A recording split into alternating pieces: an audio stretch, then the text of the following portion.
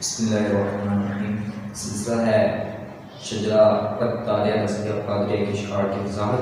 آج ہم 19ویں شعر کی وضاحت مفہوم اور جس بزرگ کے بزرگان دین کا اس کے اندر تذکرہ ہے ان کے مختصر حالات زندگی سننے کی سعادت حاصل کریں گے۔ پہلے شعر سنیے۔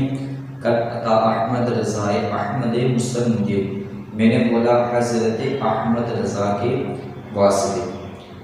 اس کا مفہوم سنیے۔ اے میرے مولا رسول اللہ، تجھے میرے آقائے نعمت اعلیٰ حضرت امام احمد رضا رحمۃ اللہ علیہ کا واسطہ مجھے احمد مرسل صلی اللہ علیہ وسلم کی سب سے پسندیدہ مزاج اور خوشنودی عطا فرما۔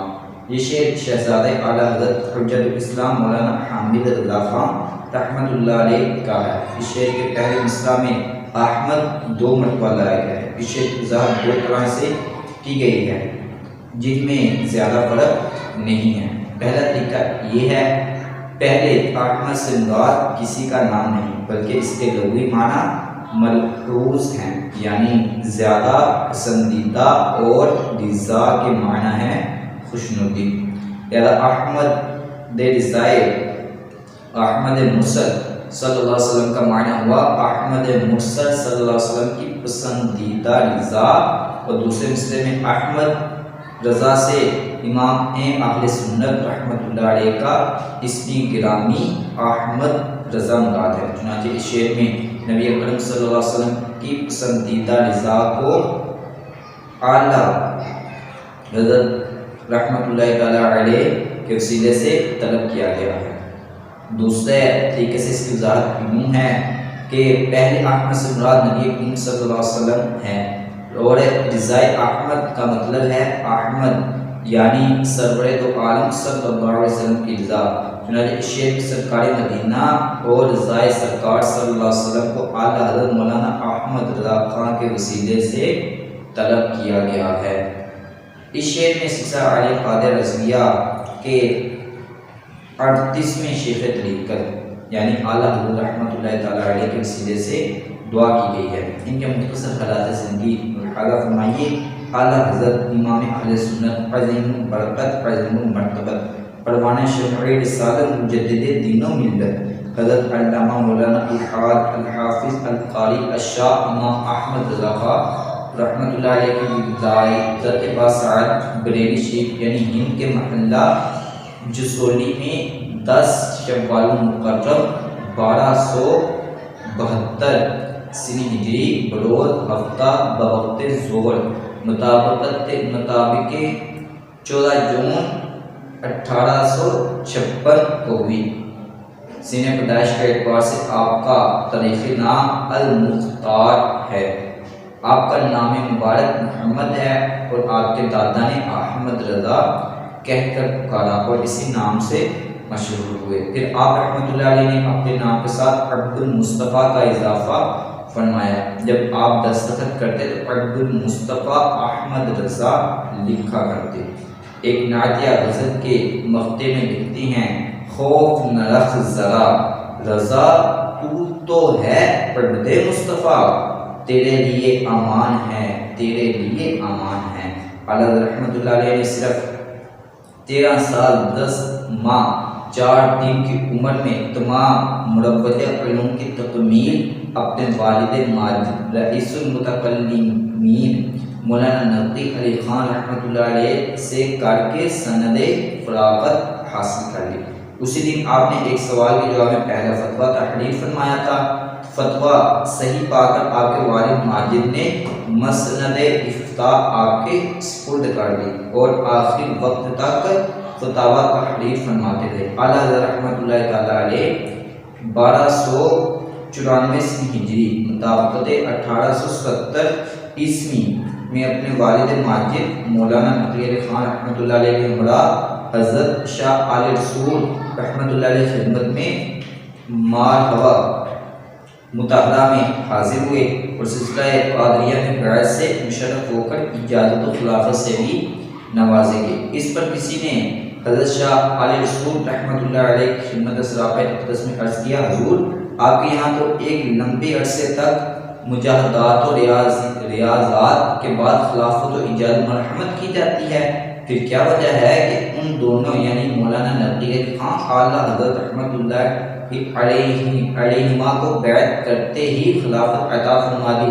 ارشاد فرمایا اور لوگ زنگ آلود میلا کچیلا دل لے کر آتے ہیں، اس کی صفائی اور پاکیزگی کے لیے مجاہدات طویلہ اور ریاضات شاقہ کی ضرورت پڑتی ہے۔ یہ دونوں حضرات صاف ستھرا دل لے کر ہمارے پاس آئے، ان کو صرف اتصال نسبت کی ضرورت تھی اور وہ مرید ہوتے ہی حاصل ہو گئی۔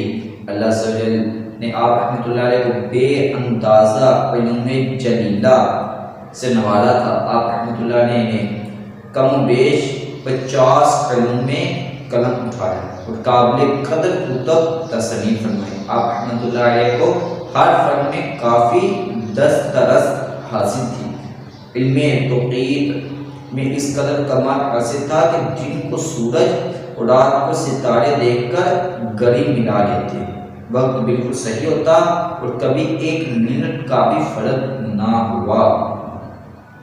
علم ریاضی میں آپ یگانہ روزگار تھے، چنانچہ علی گڑھ یونیورسٹی کے وائس پرنسپل ڈاکٹر ضیاء الدین جو کہ ریاضی میں غیر ملکی ڈگریاں اور تمغہ جات حاصل کیے ہوئے تھے، آپ رحمۃ اللہ علیہ خدمت میں ریاضی کا ایک مسئلہ پوچھنے آئے۔ ارشاد فرمائیے، انہوں نے کہا وہ ایسا مسئلہ نہیں جسے اتنی آسانی سے عرض کروں۔ اعلیٰ حضرت رحمۃ اللہ نے فرمایا کچھ تو فرمائیے۔ وائس پرنسپل صاحب نے سوال پیش کیا، اعلیٰ حضرت رحمۃ اللہ تعالیٰ علیہ نے اسی وقت اس کا تشفی بخش جواب دے دیا۔ انہوں نے انتہائی حیرت سے کہا کہ میں اس مسئلے کے لیے جرمن جانا چاہتا تھا۔ اتفاقاً ہمارے دینیات کے پروفیسر مولانا سید سلیمان اشرف صاحب نے میری رہنمائی فرمائی اور میں یہاں حاضر ہو گیا۔ یوں معلوم ہوتا ہے کہ آپ اسی مسئلے کو کتاب میں دیکھ رہے تھے۔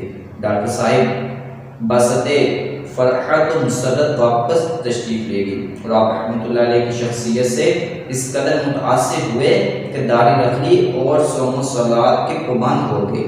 علاوہ ازیں اعلیٰ حضرت رحمۃ اللہ علیہ علم تفسیر، علم حجت، علم جفر وغیرہ میں بھی کافی مہارت رکھتے تھے۔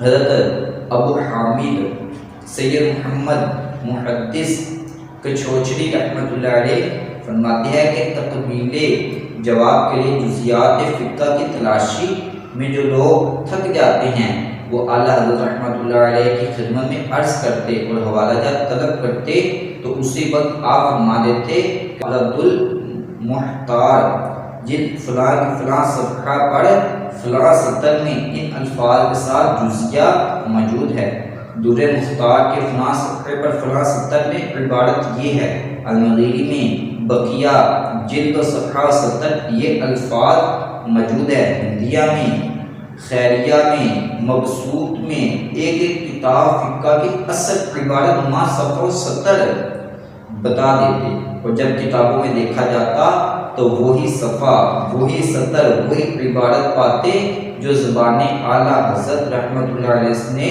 فرمایا تھا۔ اس کو ہم زیادہ سے زیادہ یہی کہہ سکتے ہیں کہ خدا دار قوت حافظہ سے 1400 سال کی کتابیں حفظ تھی۔ اللہ سجل اعلیٰ حضرت پر کروڑا رحمتوں کا نزول فرمائے، ان کے صدقے ہمارے بے حساب مغفرت فرمائے۔ آپ کے حفظ قرآن کا واقعہ بھی بہت دلچسپ ہے۔ آپ نے صرف ایک ماہ میں قرآن پر حفظ کیا، چنانچہ حضرت جناب سید ایوب علی صاحب رحمۃ اللہ علیہ کا بیان ہے کہ ایک روز اعلیٰ حضرت رحمۃ اللہ علیہ نے ارشاد فرمایا کہ بعض ناواقف حضرات میں نام کے آگے حافظ لکھ دیا کرتے ہیں، حالانکہ میں اس لقب کا اہل نہیں ہوں۔ سید ایوب علی صاحب رحمۃ اللہ علیہ فرماتے ہیں کہ اعلیٰ حضرت نے اسی روز سے دور شروع کر دیا جس کا وقت غالباً عشاء کا وضو فرمانے کے بعد سے جماعت قائم ہونے تک مخصوص روزانہ ایک پارہ یاد فرما لیا کرتے تھے، یہاں تک کہ 30 روز 30واں پارہ یاد فرما لیا۔ آپ رحمۃ اللہ علیہ اور اللہ تبارک و تعالیٰ کی کروڑہ رحمتوں کا نزول ہو اور آپ کے صدقے ہماری بھی بے حساب مغفرت ہو. آمین بجاہ نبی الامین صلی اللہ تعالیٰ